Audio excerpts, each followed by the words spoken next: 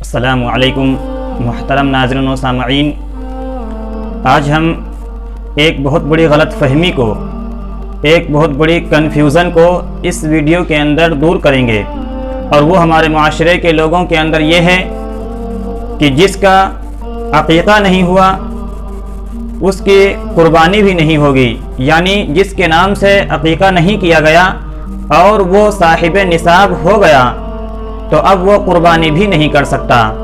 تو ناظرین، یہ بات ذہن میں رکھیں، یہ بات یاد کر لیں کہ قربانی ایک الگ مسئلہ ہے اور عقیقہ ایک الگ مسئلہ ہے۔ عقیقہ یہ سنت ہے اور قربانی واجب ہے۔ عقیقہ اللہ کے نبی علیہ السلام نے اپنے دونوں نواسے حضرت حسن اور حسین کا کیا تھا، اور وہ سنت ایک الگ سنت ہے اور قربانی یہ ایک الگ واجب ہے۔ ان دونوں میں بہت بڑا فرق ہے، یہ دونوں ایک نہیں کہ ایک دوسرے پر قیاس کیا جائے۔ تو ناظرین، سب سے پہلے اس بات کو سمجھ لیتے ہیں کہ قربانی ایک الگ واجب اور عقیقہ ایک الگ سنت۔ اب جب دونوں الگ الگ چیز ہیں تو دونوں کے مسائل بھی الگ ہوں گے۔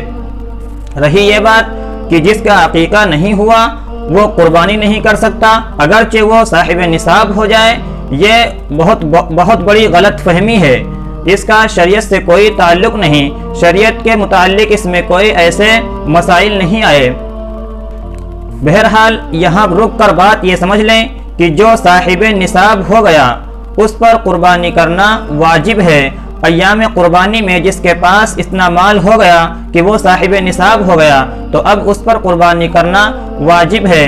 اور یہ بات بھی یاد رکھیں کہ زکوٰۃ کے اندر نصاب کا سال گزر جانا ضروری ہوتا ہے، یعنی مال پر سال گزرنا ضروری ہوتا ہے، لیکن قربانی میں ایام قربانی میں یعنی قربانی کے دنوں میں صرف صاحب نصاب ہو گیا، یعنی اتنا پیسہ ہو گیا یا اتنا زیور ہو گیا کہ وہ نصاب کی مقدار کو پہنچ جائے تو اب اس پر قربانی واجب ہو جائے گی۔ بہرحال عقیقے کا اور قربانی کا کوئی تعلق نہیں، یہ دونوں الگ الگ مسئلے ہیں۔